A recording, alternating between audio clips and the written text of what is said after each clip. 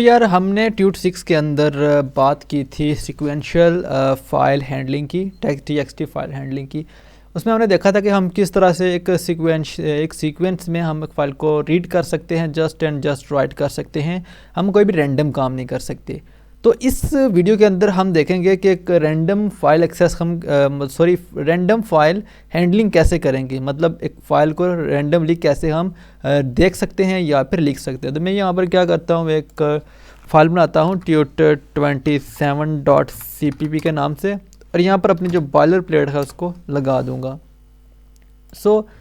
ये करने के बाद यहाँ पर मेरी वो जो tut26txt की फ़ाइल बनी थी, मैं इसी का यूज़ कर लूँगा। और आपको पता है कि हम जब भी स्ट्रीम के अंदर काम करते हैं तो सबसे पहले एक हेडर फाइल का इंक्लूड करते हैं और उसका नाम है स्ट्रीम। और इसी के साथ साथ जब भी हम रीडिंग के लिए यूज़ करते हैं तो हम कीवर्ड यूज़ करते हैं if stream, ठीक है, if stream। और उसका एक हम बनाते हैं मतलब ऑब्जेक्ट बनाते हैं या एक वेरिएबल का नाम ऐसा कह सकते हैं। तो मैं यहाँ पर लिख देता हूँ रीड डेटा, ठीक है। रीड डेटा के नाम से एक वेरिएबल बनाया और रीड डेटा डॉट फाइल को मैं ओपन करूँगा और मेरी फाइल का नाम है tut26.cpp, ठीक है। तो ये मेरी फ़ाइल और यहाँ पर ये मेरी फ़ाइल होगी ओपन। इसी के साथ साथ मैं क्या करूँगा कि यहाँ पर जो फाइल है उसको मैं क्लोज़ भी कर दूँगा। आपको पता कि जब हम किसी फ़ाइल को ओपन करते हैं तो हम उसको क्लोज़ भी करते हैं। मैंने यहाँ पर फाइल को कर दिया क्लोज़। अच्छा, अब यहाँ पर हम जो चीज़ पढ़ने वाले हैं वो 4 फंक्शन हम पढ़ने वाले हैं, ठीक है। मैं यहाँ पर मेंशन कर देता हूँ we are going to perform 4 functions, ठीक है। तो हम यहाँ पर 4 फंक्शन, सबसे पहला हमारे पास है टेल जी, ठीक है, टेल जी फंक्शन है। इसी के साथ साथ हमारे पास है नेक्स्ट, हमारे पास है सीक जी, और इसी के साथ साथ हमारे पास है टेल पी, और उसी के साथ साथ है हमारे पास सीक पी, ठीक है। तो जो सीक जी, टेल जी और सीक जी हैं, ये हम यूज़ करते हैं दोनों फंक्शन इनपुट स्ट्रीम के लिए, और ये 2 फंक्शन हम यूज़ करते हैं किसी भी राइटिंग के लिए, ठीक है, कुछ चीज़ें लिखने के लिए। तो यहाँ पर मैं लिख देता हूँ रीडिंग के लिए, और इसी के साथ साथ यहाँ पर मैं इसको लिख देता हूँ राइटिंग के लिए, ठीक है, ताकि आपको याद रहे। दो करके हम फंक्शन परफॉर्म करेंगे।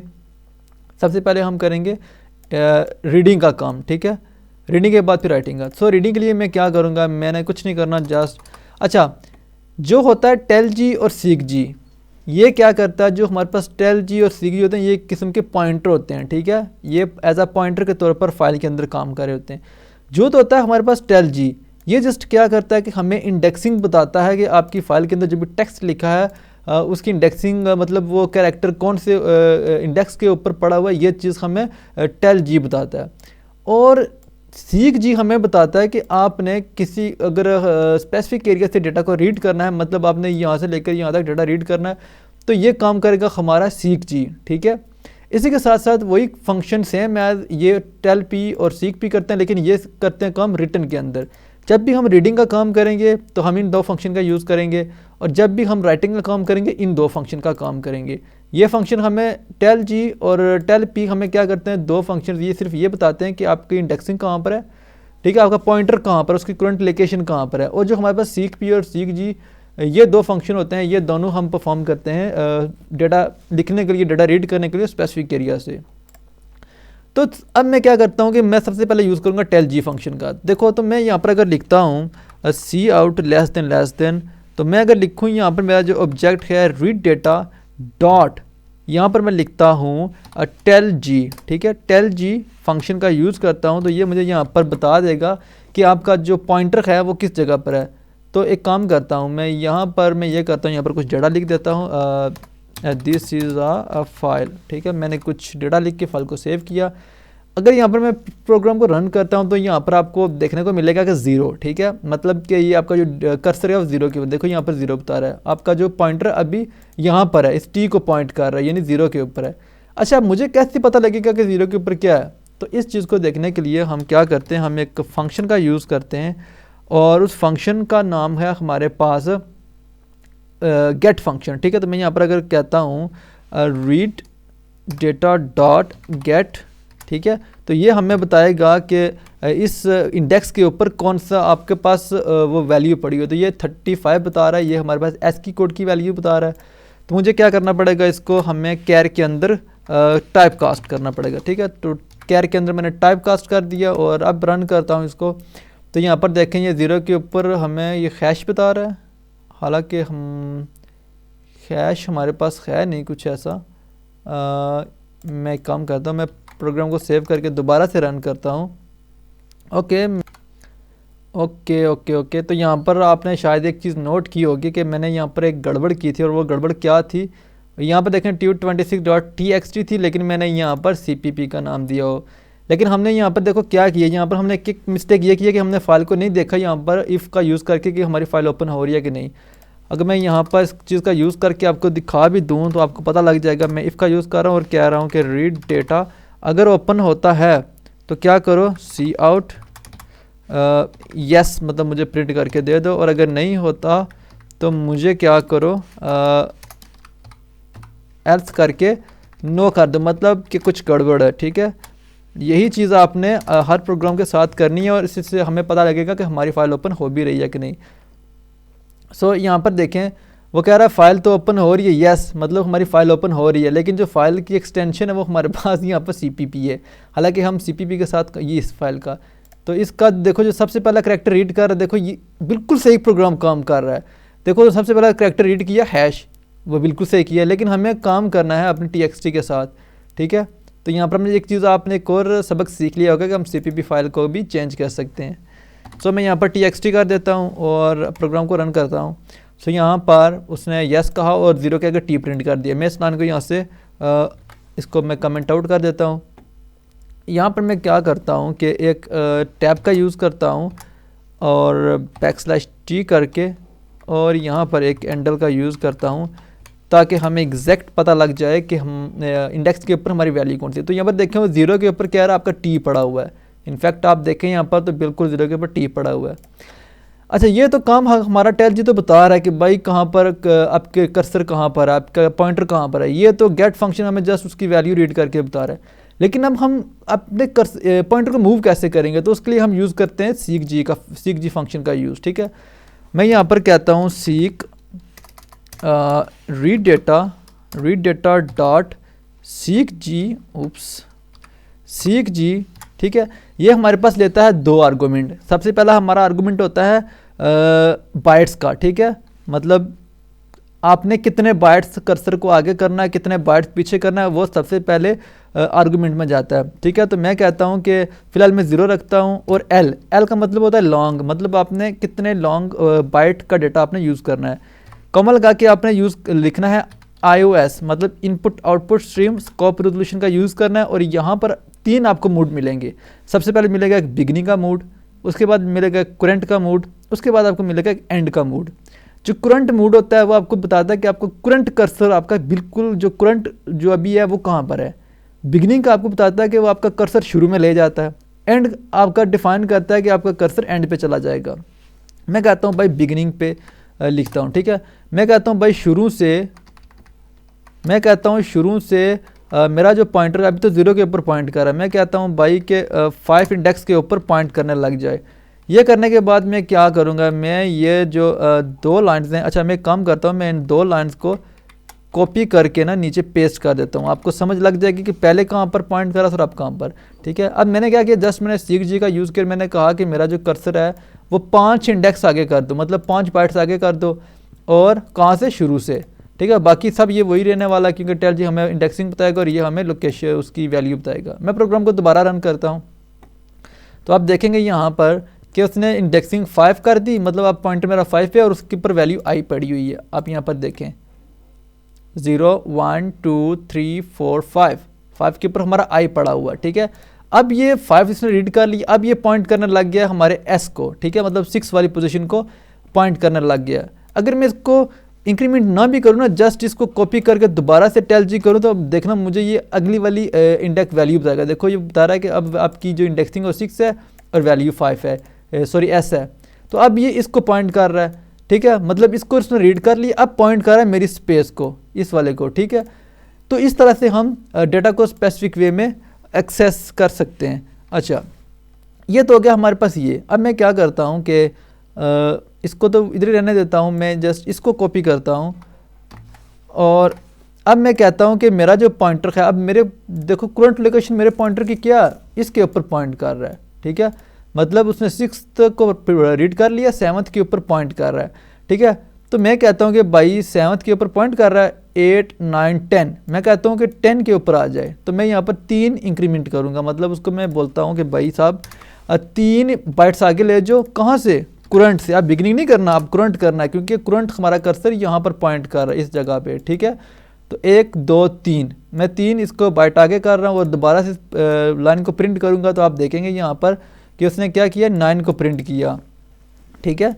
मतलब यहाँ पर 6 को पहले पॉइंट कर रहा था, 0, 1, 2, 3, 4, 5, 6, ठीक है, 6 ने रीड कर लिया था और 7 को पॉइंट कर रहा था, मैंने इसको 2 आगे कर दिया, मतलब 1 और 2, तो अब इस स्पेस को वो रीड कर रहा है।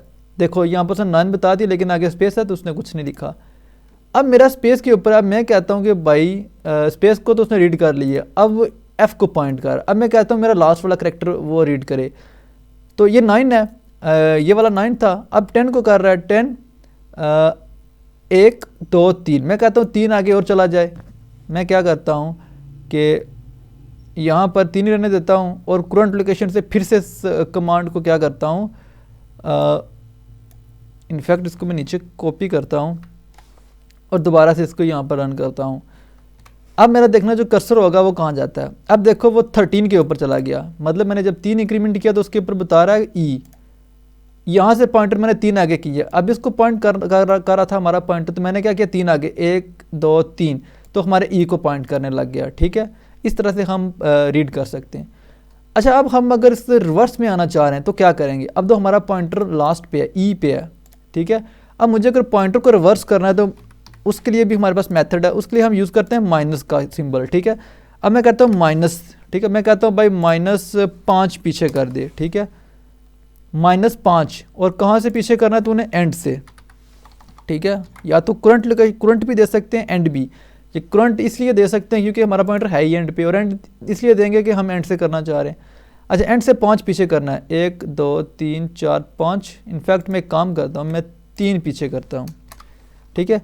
3 पीछे करने के बाद मैं इस प्रोग्राम को रन करता हूँ, तो आप यहाँ पर देखना कि हमारा पॉइंटर 13 के ऊपर था, मतलब ई को पॉइंट कर रहा था। अब हमारा पॉइंटर आ गया 11 के ऊपर और आई को पॉइंट कर रहा है, मतलब कि 1, 2, 3, ठीक है। देखा उसने 3 के ऊपर पॉइंट करना शुरू कर दिया लास्ट से आके, ठीक है, रिवर्स कर दिया, और इसकी इंडेक्सिंग क्या बन रही है, 13। आप बेशक पीछे से काउंट कर लें। तो ये तो तरीका हो गया हमारे पास रीड करने का। अब राइट का हम कैसे काम करेंगे, ठीक है, राइट का काम हम कैसे करेंगे। तो मैं एक काम करता हूँ, मैं इस सारे कोड को क्या करता हूँ, कमेंट आउट करता हूँ, और क्या करता हूँ कि मेरा ये जो कोड है इसको मैं कॉपी कर लेता हूँ। मैं राइट के लिए मतलब जो परफॉर्म करूँगा, मैं इतने को कॉपी करता हूँ और यहाँ पर नीचे आकर क्या करता हूँ, पेस्ट कर देता हूँ, ठीक है। और यहाँ पर मैं लिख भी देता हूँ फॉर राइटिंग। अब हम देखेंगे राइटिंग को, ठीक है, राइटिंग के अंदर हम कैसे पॉइंटर का यूज़ करेंगे। मैं इस कोड को क्या करता हूँ, अनकमेंट करता हूँ, और मुझे चूँकि ये वाली चीज़ें नहीं चाहिए तो मैं हटा देता हूँ। ओके, मैं इसका नाम रख देता हूँ, इनफैक्ट मैं रीड डेटा ही रखता हूँ, ठीक है, या एक काम करता हूँ राइट डेटा रख देता हूँ ताकि आपको समझ लग जाए, राइट डेटा, ठीक है। तो मैं यहाँ पर राइट डेटा, और यहाँ पर फाइल जो क्लोज करूँगा वो भी राइट डेटा के नाम से। अच्छा, इतना तो कर दिया मैंने। अब मुझे क्या करना है कि इसको जो जिस मूड में ओपन करना है ना, वो चीज़ आपने याद रखनी है। सबसे पहले input output stream scope resolution, सबसे पहले आपने इसको ओपन करना है इन मूड में, ठीक है। अगर आप इसको इन मूड में ओपन नहीं करेंगे और बाकी 80 मूड में है तो ये क्या कर देगा कि आपकी फाइल को बार बार रिप्लेस कर देगा और डेटा जो होगा वो कट जाएगा। एक चीज़ और, या पाइप का यूज़ करके आप यहाँ पर लिखते हैं इनपुट आउटपुट स्कोप रेजोल्यूशन और AT मोड में, ठीक है। ये दो मोड हैं, आपने इसको राइटिंग के लिए इस दो मोड में ओपन करना। ओपन कर दिया, बाकी सब कुछ वही रहने वाला है जो हमने रीड डाटा के अंदर काम किया ना, सेम वही काम है। सिर्फ यहाँ पर हम क्या करेंगे, सबसे पहले मैं यहाँ पर देखो, अगर मैं लिखता हूँ सी आउट लेस देन, अब यूज़ करूँगा मैं यहाँ पर, अगर हमने टेल जी, अब यूज़ करेंगे हम टेल पी का, ठीक है। अगर मैं यहाँ पर लिखता हूँ राइट डेटा डॉट टेल पी, अभी भी यहाँ पर मुझे टेल जी शो कर रहा है, क्यों? क्योंकि मैंने यहाँ पर अभी स्ट्रीम को चेंज नहीं किया, मुझे OF स्ट्रीम करना है, ठीक है, क्योंकि हम राइटिंग के अंदर हैं। अभी देखना ये क्या बताएगा, टेल पी। अब देखो वो टेल पी बता रहा है। अगर मैं टेल पी फंक्शन का यूज़ करूँ और अब मैं प्रोग्राम को करता हूँ रन, तो मुझे देखना ये क्या बताएगा कि आपकी जो इंडेक्सिंग है, अभी आपका पॉइंटर कहाँ पर है। वो देखो 14 बता रहा है, मतलब आपका पॉइंटर यहाँ एंड के ऊपर है, ठीक है, यहाँ पर पॉइंट कर रहा है, चूँकि पीछे से सब कुछ लिख दिया और यहाँ पर पॉइंट कर रहा है एंड के ऊपर। ओके, अच्छा, ये तो मुझे बताता जाएगा। अब मुझे अगर कुछ लिखना है, ठीक है, मुझे कुछ लिखना है उस स्पेसिफिक जगह पे या चेंज करना है, तो मैं यूज़ करूँगा सीक पी का। अब मुझे इसने बताया कि आपकी इंडेक्सिंग है भाई साहब 14, ठीक है। मैं कहता हूँ कि ब्रो ये काम करो भाई साहब के पॉइंटर को सबसे पहले हमने क्या करना है, सेट करना है। कहाँ पर? मैं कहता हूँ कि भाई ये काम कर राइट डेटा, ठीक है, राइट डेटा डॉट और सीक पी, ठीक है, सीक पी का यूज़ करेंगे। ये भी वही दो आर्गूमेंट लेता है। मैं कहता हूँ कि मेरा जो पॉइंटर है उसको 0 के ऊपर सेट कर दे, ठीक है, 0L के ऊपर सेट कर दे, और इनपुट आउटपुट स्ट्रीम में तुमने क्या करना है, बिगिनिंग से, मतलब शुरू से 0 पॉइंटर पे सेट कर दे, ठीक है। और अगर मैं फिर से अगर इसको यहाँ पर प्रिंट करता हूँ, तो आप देखना कि ये क्या करेगा। पहले तो 0 बता रहा था, देखो यहाँ पर मैं क्या करता हूँ, कैंडल का यूज़ करता हूँ। ओके, यहाँ पर देखें, पहले वो 14 बता रहा था कि आपका पॉइंटर 14 के ऊपर था। जो ही मैंने इसको 0 किया, मतलब बिगिनिंग शुरू से 0 किया, तो वो पॉइंटर मेरा 0 शो हो रहा है। अब मैं यहाँ 0 पे कुछ भी लिख सकता हूँ। मुझे अगर मैं चाहता हूँ कि मैं दिस को रिप्लेस करना है, दिस को मैंने रिप्लेस करना है व्हाट में, ठीक है। अब मैं क्या करूँगा, मैं कहता हूँ भाई कि मेरे पास एक स्ट्रिंग ए है, मेरे पास एक स्ट्रिंग ए है, उसके अंदर डेटा है व्हाट, ठीक है। अच्छा, मेरे पास डेटा है व्हाट, मैंने क्या करना है, अब चूंकि मेरा कर्सर 0 पे सेट है, तो मैं कहता हूँ कि भाई राइट डेटा के अंदर जाकर लिख दो ए को, ठीक है। और इतना करने के बाद मुझे बताना कि इंडेक्सिंग है जो अभी जो मेरा पॉइंटर है वो कहाँ पर पॉइंट कर रहा है, ठीक है। टेल पी की मदद से मैं जस्ट उसको देखूंगा। मैंने प्रोग्राम को रन किया, तो यहाँ पर देखें 0 के बाद 4 शो कर रहा है, ठीक है। मैं यहाँ पर एक काम करता हूँ, एक और हैंडल का यूज़ करता हूँ। ओके, ठीक है, तो वो बता रहा है कि 0 के बाद आपने 4 इंडेक्सिंग पे आ गए। लेकिन अगर मैं TXT के अंदर जाकर देखता हूँ, तो यहाँ पर दिस की जगह व्हाट हो गया, ठीक है। अब मेरा जो पॉइंटर है वो कहाँ पर पॉइंट कर रहा है, 4 के अंदर, 0 1 2 3 और 4, मतलब इसने क्या किया, ये सब तो रीड कर लिया, लेकिन मेरा पॉइंटर यहाँ पर है। अच्छा, मैं चाहता हूँ कि भाई ये काम करो कि मेरा पॉइंटर पहले लास्ट पे सेट करो, मैं फाइल को चेंज करना है। मैं क्या करूँगा कि सबसे पहले अपना जो पॉइंटर था उसको लास्ट पे सेट करूँगा। मैं ये काम करूँगा कि यहाँ पर से कहता हूँ कि मेरा जो पॉइंटर है वो रिवर्स करो, और मुझे चूँकि लास्ट वाला ये जो फाइल चेंज करना, तो ये है 1 2 3 4 इसके करैक्टर, तो मैं कहता हूँ 4 बाइट पीछे आ जाओ। कहाँ से? एंड से, ठीक है। मैं कहता हूँ एंड से 4 बाइट पीछे आ जाओ, और 4 बाइट पीछे आने के बाद मुझे बताओ कि क्या वाकया तुमने वो पीछे उसको लाया भी है या नहीं। तो यहाँ पर मैं एक हैंडल का यूज़ कर लेता हूँ।